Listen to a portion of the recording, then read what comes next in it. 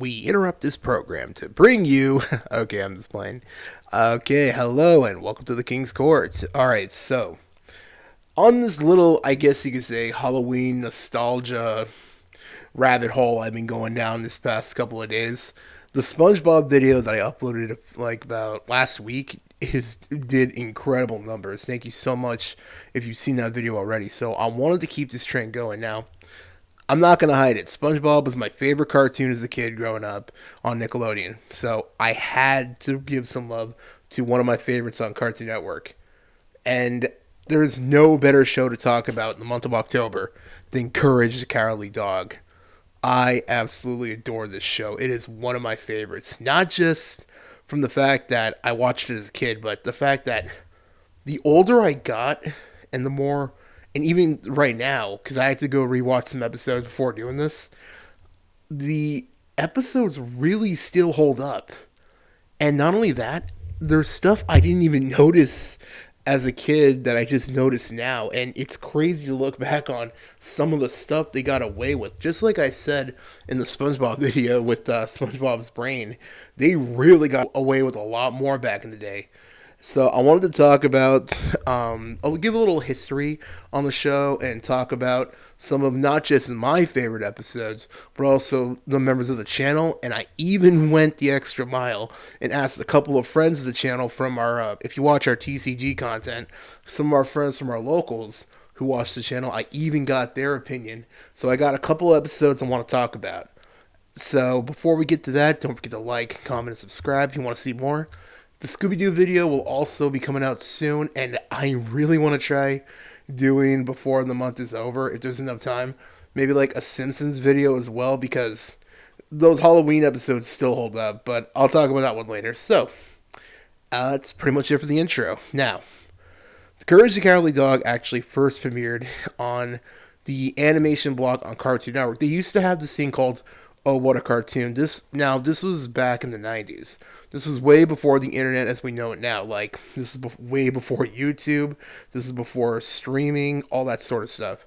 So, back then, young and up and coming animators could basically have their cartoons give like a pilot on this programming block, and if the reception was good enough, they would get their own cartoon show. And Courage was one of them. Some other really popular cartoons from that era were also on this programming block. And this is where they got their first step, like Johnny Bravo, Powerpuff Girls, and Dexter's Lab. So the original pilot for Courage was actually on February 18th, 1996, and was created by John R. Dilworth. They're basically the synopsis. I don't want to, give away every moment from the episode, because in all honesty, it doesn't really hit the same unless you actually go watch for yourself, but I'll go over the main points. Basically, an alien chicken, I know it sounds so obscure, lands on near the farm and basically hides amongst the farmer. Now, at the time they didn't have names yet, but the characters that would later on to be known as Eustace and Muriel Bag. It goes through looking through their chicken coop to find chickens for breakfast, eggs and all that. They find these really, really messed up looking polka dotted eggs, which for the record, if I was at the store and I opened up a carton of eggs for breakfast and I saw that, I ain't eating those. Anyone else? So basically, they cook them up, eat them. Courage is paranoid because he's fighting with he's basically found out that the chicken is an alien and he's trying to stop it. But Eustace ate the eggs with a big smile on his face, by the way. He enjoyed them. And but at the same time, he's transforming into a monster chicken while Courage is fighting the original chicken that landed on the farm.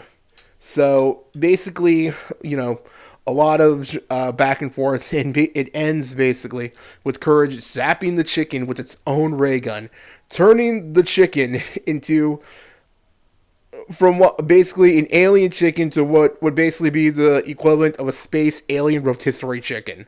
Not gonna lie, he did look delicious. So that was the original pilot, and it did so well that 3 years down the line, we got the TV series for Courage. Now, this was on November 12th, 1999, where the first episode originally debuted. So, like I said at the beginning, I'm going to go over some of my favorites, and also members of the channels and friends of the channels favorite episodes. So, to start off, I gotta go with the first episode of the TV series, Night at the Cat's Motel.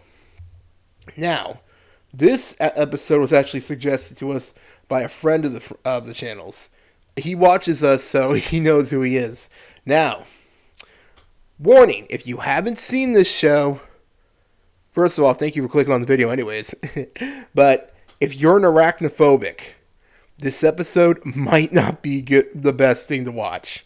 Now, basically, it opens up with Eustace and Muriel and Courage. I guess it looks like they're on a vacation or something. It's raining, and they basically park in front of a motel. Which, I'm going to be honest, I ain't doing that. If it were me, I would keep going. I don't care. I'll pound like a gallon of coffee or something. That motel looks sketch. And I've seen Psycho. I ain't trusting it. So they basically decide to stay there.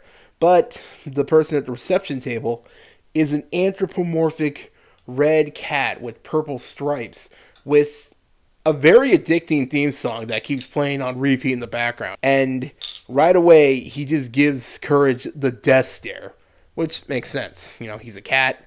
By the way, his name's Cats with a K. I know, right? So basically, after telling them he has to tie up Courage outside because they don't allow dogs to the Cat's Motel. After they settle down in the room, you see him go to the back of the motel where he has these huge, giant, fat-ass spiders. And these things aren't like regular spiders. These things bite. These things full-on chew, chomp, chomp, chomp. These things eat. And basically, he's telling them dinner is ready. So, this transitioned pretty quickly. This dude already is going to try to feed Eustace and Muriel, and I'm assuming Courage as well, to the spiders. And basically, Courage finds out because he decides to let loose one of the spiders to get Courage, and he manages to crush it, thank goodness. He gets loose from his collar, and he tries to warn Eustace and Muriel, but his useless ass was sleeping, and Muriel was taking a bath. Speaking of which, oh man, that bath scene was freaky.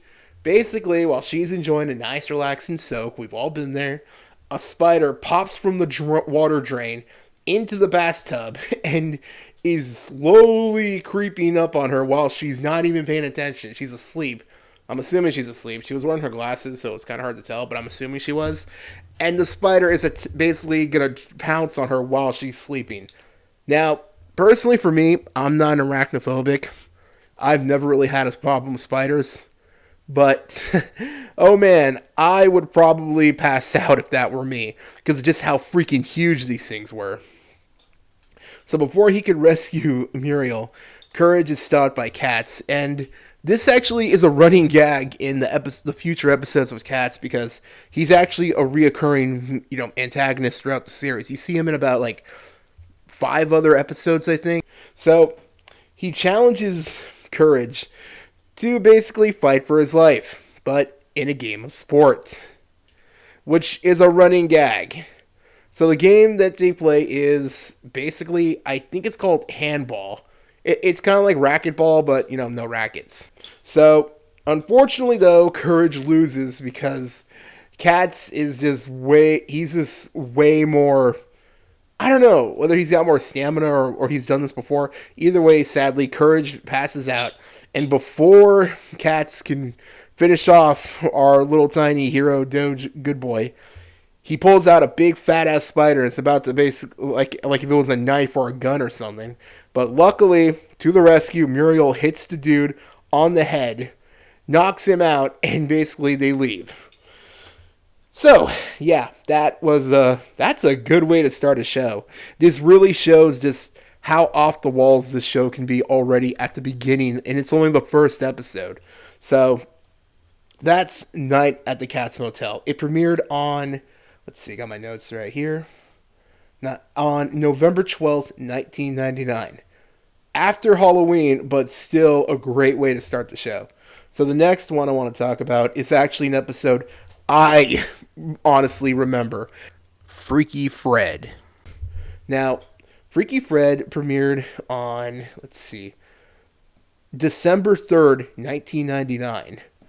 This episode is older than my younger brother.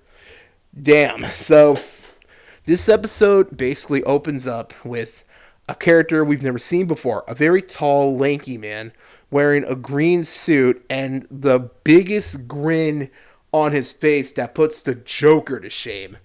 His name is Freaky Fred, and he's opening. I'm not even going to try to recite any of his rhymes or anything. Plus, the voice actor for this guy really nailed just how creepy this character is. Anyways, he's basically talking in a rhyming kind of like a really twisted like Dr. Seuss kind of way of speaking, where he's saying constantly how naughty he is. Take a shot every time you hear him say naughty, I dare you. um, he's basically saying he's going to go visit his Aunt Muriel, and he's really excited to meet Courage. So he apparently is a barber, or as Eustace describes him, a freaky barber. Now, while they're sitting in the living room, like, whenever you, like, relatives visit you, obviously you usually sit in the living room, catch up and all that. He just has, again, the hugest grin. And he is just staring at Courage. And the craziest part throughout the entire episode, not only is he narrating the entire time to himself in the head and to the viewer as well, I swear every time this guy's on screen, he's staring dead ass into my soul, I swear. So this character always stuck with me. Now we find out that this guy has an obsession with shaving people and animals. Apparently he shaved like a girl he liked as a kid, his pet hamster, and now he wants to shave Courage. Long story short, Courage and Fred accidentally get stuck in a bathroom together because it was jammed, and we saw Eustace working on it before at the beginning of the episode where he was telling him about Fred. They're stuck in there, and Muriel, man, God bless Muriel, but she is just so unaware of how weird Fred is. Which, for the record, she said that that's her nephew, so I don't know if they ever mentioned that again. Does Muriel, like, have any other relatives? So I'm wondering, maybe this is just, like, that's another thing. Maybe Muriel's just used to the craziness around her, like, because Fred is that weird. So maybe that's why she never really seems like she's usually kind of, nonchalant about all the crazy shit around them. But anyways, while they're stuck in there, he's getting the craziest joy from this shaving our boy Courage, and it basically ends with him getting hauled away to a mental asylum. Throw that guy in Arkham, honestly, where he basically signed off on Courage at the end, saying "with love," talking about, and he honestly makes it sound like he's used to this, because throughout the episode, Courage was trying to get this number on his cufflink or around his wrist on his suit, a number to basically call for escapees. So this isn't the first time he's done this, looks like it, and I doubt it'll ever really be like, if the show, honestly, I kind of wish they brought Fred back. That would have been really interesting. But sadly, this is the only time we saw him. But for a one-off character, he really made an impression. Anyone else feel that way? So that was one episode that stuck with me. Another one, now, this was the episode from channel member Michael. He suggested this one. And he told me that this episode always stuck with him because it's the idea of being hypnotized. This episode is titled Queen of the Black Puddle. This episode premiered on March 2nd, 2000. Now, this episode is basically a succubus. Or a siren, technically, because they're underwater. Throughout the entire episode, Eustace was basically being tantalized by the voice of a woman being seen through, at first, a puddle that appeared in front of the farm out of nowhere. And this place looks like a desert. There's no water at all. And for some reason, Courage is hearing weird, like, noises coming from the puddle. And throughout the entire episode, we see this woman trying to basically, like, hypnotize Eustace.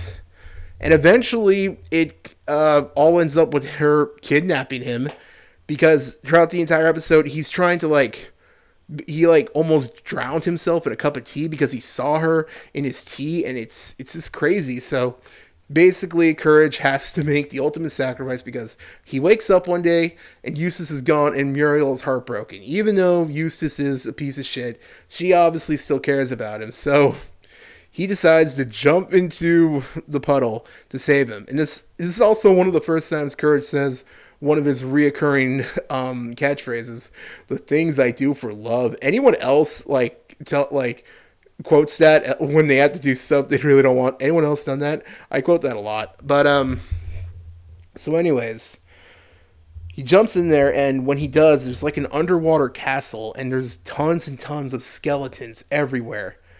And he basically finds the woman putting this weird necklace on Eustace, and he looks like he doesn't even know where he is. So, and then out of nowhere, her teeth grow, and so do her fingernails, and right away we know, oh, that's what she wanted Eustace for. She wanted to eat him, literally. She is a literal man-eater, and Courage figures it out right away because all the skeletons around the castle are wearing the same necklace she just put on him. So obviously he needs to get him out of there ASAP. So he gets Eustace and manages to barely, by the skin of his teeth, get out of that puddle, and she basically hits her head on it because the puddle that he came through dried up, but Muriel was crying so much she made her own puddle of tears in their living room, and he managed to jump right through that. And here's the thing: Courage is really good at mixing dark and creepy moments with humor, because as soon as Courage gets out, he pulls out a hairdryer, dries up the tear puddle, and she hits her head basically on the floor of their living room. And I think she was cursing like a sailor, because I swear I remember hearing her curse. And Muriel is just elated, but she also was pissed. So she said, "Where have you been?" And hits him on the head, and now he's awake basically. Oh man, that was funny. So it ends with them, he's sleeping and they're in the same bed, and she's just staring happy at him while reading her book. So we think, happy ending, right? No, Courage is in the bath. And then out of nowhere, a dog version of the woman appeared to him, and now, oh boy, it's gonna happen to our boy Courage. That's the end of that one. Another episode I want to talk about was another episode I remember. And ironically, this is in the same block. Now, anyone watching this is a little unfamiliar. Back in the day, before YouTube or Twitch and all that, cartoons back then usually were split into two separate, smaller episodes to make up a half-hour runtime. That way, they could also show commercials in between. Now, that one was episode A. This one was episode B. Everyone Wants to Direct, which also premiered in the same day, because again, it was the same block basically. March 2nd, 2000. Now, this episode really did freak me out as a kid, because this episode is legitimately all about cannibalism and serial killers. Zombie serial killers. So basically, it opens up with them at their home, and then they hear a knock on the door. And this episode, is all gas. Right away, we see a decaying man with a big nose in a suit telling them that he's a movie director and wants to right away film his newest movie on their farm. First off, right away, they let him in, and things already seem off because as the viewers, we can already tell this guy's a zombie. So basically, the equivalent of Googled his name into the sassy computer, which further, I haven't even mentioned that. Throughout the series, there's another running gag of a character, Courage's computer, which is basically just a sassy English voice coming from his PC that just makes fun of him all the time. So he's actually one of my favorite gags. But Courage basically manages to find an article on the director before he died. Apparently, him and his partner, full on, and this is not even paraphrasing, This is the actual dialogue from the episode. Obviously, I can't show it, copyright, but um, if you could look it up, they full on say they slayed 12 victims. Full on slayed. Then they talk about how he died in prison, but his partner was let go for good behavior. How the hell do you get let go for good behavior for killing 12 people? So, not only has this episode already introduced serial killers and zombies, and it full on even said that he was released from prison and the other one died in prison. That's already crazy to think about. Apparently, the farm was also built on top of a cemetery. He finds out that his partner was buried, he's already dead and buried. But their farm is built on top of his grave. That's why the first zombie director, Penton Terratella, if I remember right, needed to get access to their cellar. To their basement, yeah. In order to bring back his partner, because then they're going to eat Muriel and probably Eustace too, maybe. I don't know if they eat dogs. I'm not sure if zombies eat dogs. But that's the plan. This episode, so basically ends with him, he resurrects his partner. They plan on eating Muriel on camera. So this is a snuff film. This was full on going to be a snuff film. And a cannibalistic one at that. So it ends basically with Courage managing to re-edit his script and telling them they have to bury themselves. And maybe their brains have rotted. They fall for it and they just go back and jump into the hole. I'm not even kidding. Oh man, and their banter between each other is hilarious. His partner is full on telling him he's always been a terrible writer. That is so funny. I'm not gonna lie, their dialogue between each other right there when he was like, "You've always been a terrible writer," and him telling him to shut up. That is literally me and channel member Michael when we're working on videos. I'm not even gonna lie. So that episode always stuck with me because literally it is about serial killers wanting to eat Muriel and again probably Eustace and zombies. So and they're gonna record it too. Wow, still not the dumbest thing I've seen people record and put on the internet, honestly. Okay, and in the next episode, this is another one that me and channel member Michael remembered. And also, channel member Miguel mentioned this one as well. Now, the reason this episode really is infamous because this is a kids show. This is a kids show in the 90s. But they full on parodied a rated R horror movie. The Demon in the Mattress. Now, if you're familiar with horror movies, the name The Exorcist should ring a bell. The Exorcist is one of the most infamous horror movies in movie history, period. And it's one of the few horror movies to ever win an Academy Award. That almost never happens. And I've spoken to my relatives because they were all alive when this movie first premiered. They told me they saw people freaking out, running out of theaters, and they even saw a couple of people throwing up in the theater when they saw this back when it first originally premiered. So this is one of the most infamous horror movies of all time. Personal favorite of mine as well. So the fact that this entire episode of a kid's cartoon is parodying this episode is insane. Now this episode premiered on, New Year's. January 31st, 1999. Wow, what a way to bring in the new millennium, right? So it opens up with Muriel complaining about her mattress, and I can't blame her. There's springs and tears sticking out of that thing. Yeah, get rid of it. So she's complaining to Eustace, saying that she's fed up and they're going to get a new mattress.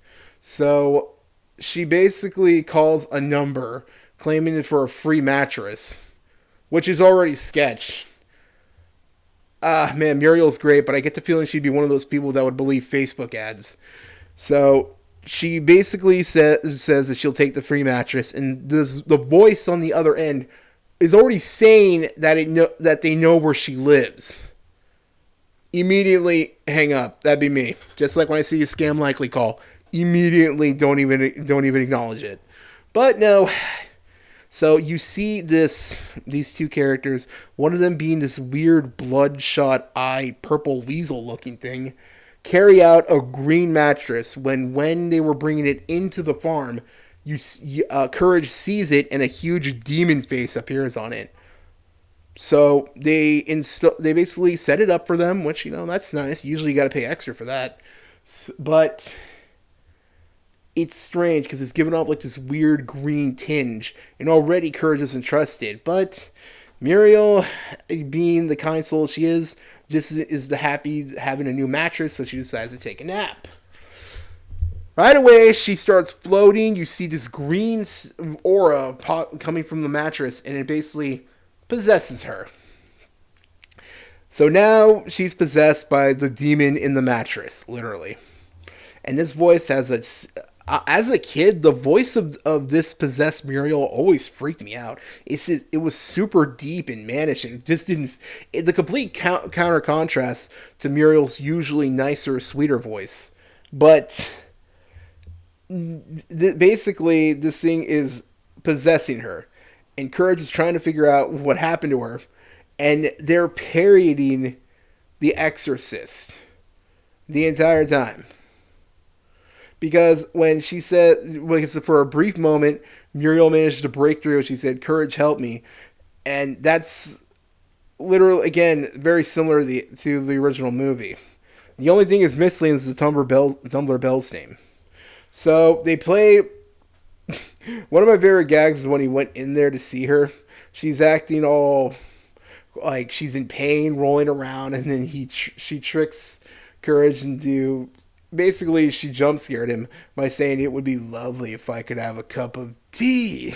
And he freaks out. I don't know why that makes me laugh. Probably because my mom said the same thing once, and she actually did get me with that. Oh man, but then they have a thumb wrestling match, and he loses. So he looks up on the internet and how to get rid of how to perform an exorcism, and he gives it to Eustace, and they have to wear a weird flowing garment, and it's a bathrobe and a shower cap. I still don't know why.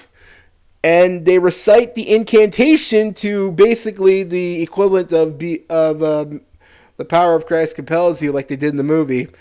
Word for word, he has to recite hullabaloo and howdy do, musky prawns and Timmy Buck too, Yeltsy bye and hippity doo, kick him in the wristband, woo woo woo. And even he thinks it's weird. So he tries to perform the exorcism and the cantation on her. It doesn't work, and straight from the movie, where there's this famous pea soup scene. No, really, that was green pea soup that the actor didn't even know was going to be spat on him. She bit full on spits on him in like a huge, like just waterfall-esque, or like it practically used hydro pump really on Eustace, covering him in this green-looking snot-colored fluid. So Courage basically decides to take things into his own paws, goes and finds another garment. I guess he buried it out in the farm, in the desert or something. He's a dog, so he likes to dig. And he decides to do it himself, and it works. The demon is basically pulled right out of Muriel, but now Eustace in I guess you could say like one of those radioactive protective suits that you see people wear like biohazard areas.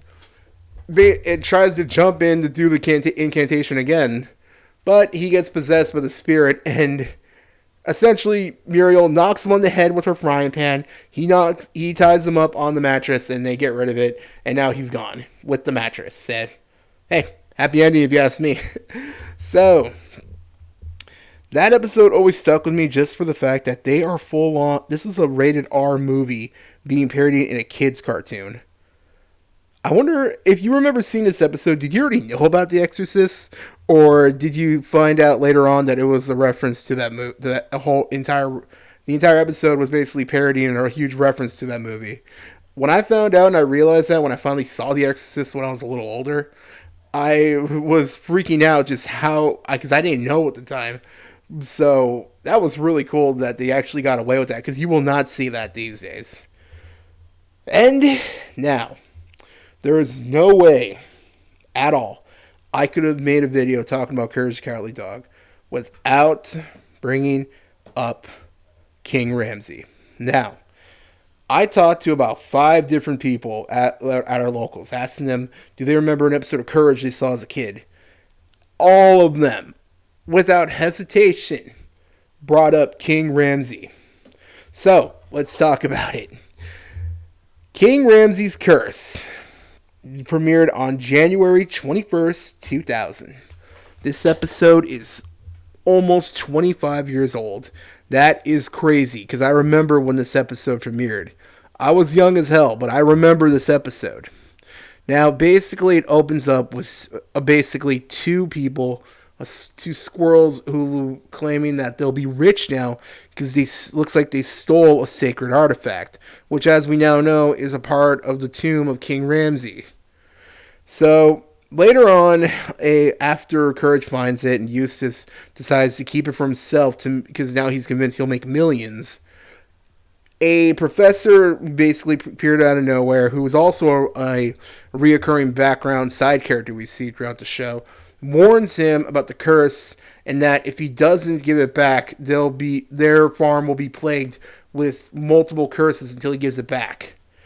And a lot of in between not a lot happens in between until we get to that scene. While Eustace is just happy, like elated, excited about the money he's going to potentially make, they hear a noise coming from outside, and they look out there, and you finally see it.